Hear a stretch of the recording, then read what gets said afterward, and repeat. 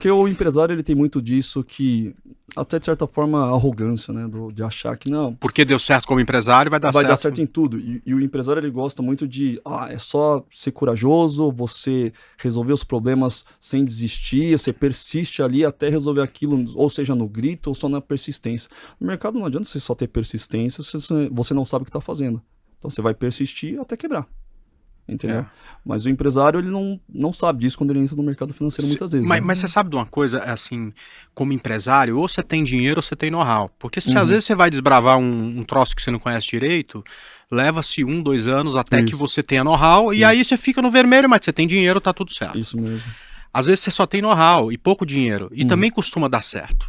Se tiver algum problema no meio do caminho, se complica. Mas às vezes com know-how e Você pouco consegue, dinheiro, você você consegue. consegue. O problema do mercado é que o cara entra sem know-how e o dinheiro que ele tem, que ele acha que é muito, cara, é muito pouco, É, cara. Porque verdade. assim, o mercado tem bilhões e bilhões e bilhões. Então ele não tem dinheiro para enfiar no mercado e fazer uma operação como essa até o fim, porque ele vai quebrar. Isso mesmo. Né? Então, E só dinheiro não adianta, adianta. você tem que ter know-how, né? Isso mesmo. Experiência. Isso E mesmo. foi depois dessa operação que você começou, que você foi atrás, que Aí você eu- começou isso. com tape reading. Gente, ele tem umas coisas Não, interessantes para não, contar não, pra não, gente não foi de por aí leitura de ainda. fluxo aqui.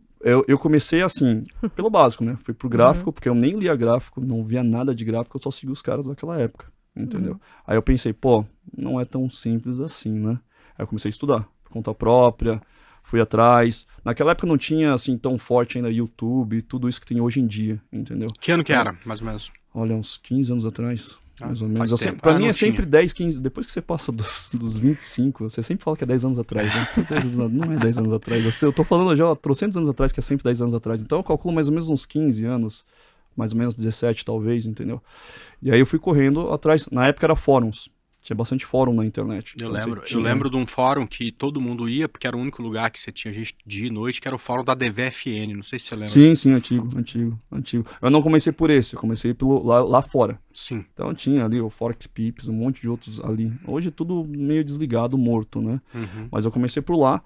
E aí, assim, o cara vem por indicador, oscilador, vai tentando de tudo, mas aquilo ainda também não é suficiente. Por quê? Você, no intraday, aquilo para swing position não tem tanto problema.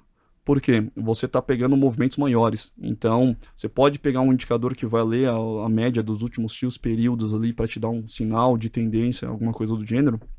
Não tem problema, porque você vai pegar atrasado, mas aquela direção vai perdurar muito tempo ainda, digamos assim, daquela tendência. Então, de boa. Agora, intraday e day trade, que é muito mais rápido, você fazer aquilo, geralmente, você vai tender a pegar no final do movimento, se for dólar. Se for índice, pega a direção com mais facilidade. Agora, o dólar ele tem uma peculiaridade de sempre, não sempre, ele trabalha mais em ranges.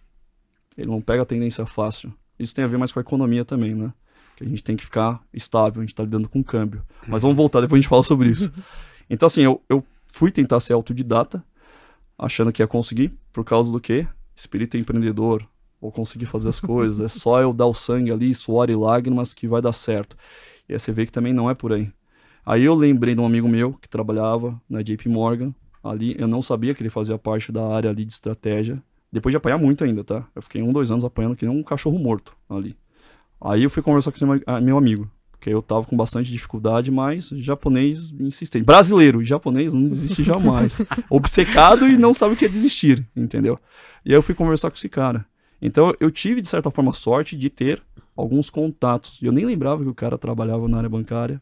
Foi conversando. Uma vez ele me ligou e a gente trocou ideia. E aí eu conversei com ele. Na época ele estava saindo para montar o próprio fundo de investimento dele, que ele fez uma grana pesada ali. Os caras ganham muita bonificação, tá? É semestral ou anual. Então ele fez muita bonificação, ganhou muita bonificação durante vários anos, pegou os amigos dele de Wall Street e foram montar. Aí naquela época eu tive a oportunidade de aprender. Ele queria que eu tivesse mudado para lá. Mas com criança pequena, cara, não era... Antigamente não tinha que nem a internet hoje, que tá rápido pra caramba. Aí ia ter delay, eu não ia conseguir também trabalhar de São Paulo, não tava São Paulo, Porto Alegre pra lá, boletando, porque tem um delay, né? Então eu fui, assim, conversei com ele e falei, não sei se eu vou conseguir ficar com vocês aqui. entendeu? Não prometo, né? E não sei se eu consigo tradear para vocês de lá. Hoje é outra história, né? Então, tem várias prop trades que o cara pode tradear de casa numa boa, mas na época não era assim. Não tinha. Não. A vantagem do cara que estava do lado da bolsa ali era gigantesca quando você pensa em curto prazo. Sim. Né? Pensando assim hoje, cara, talvez se eu tivesse ficado lá, teria sido mais benefício para mim. Porque os caras do institucional, eles têm dados e informações que o varejo não tem. Entendeu? Então, outros instrumentos que eles têm acesso, é bastante dado mesmo. Né? Eu não digo assim só em questão de Bloomberg Terminal, tá? Ou o famoso broadcast aqui no Brasil.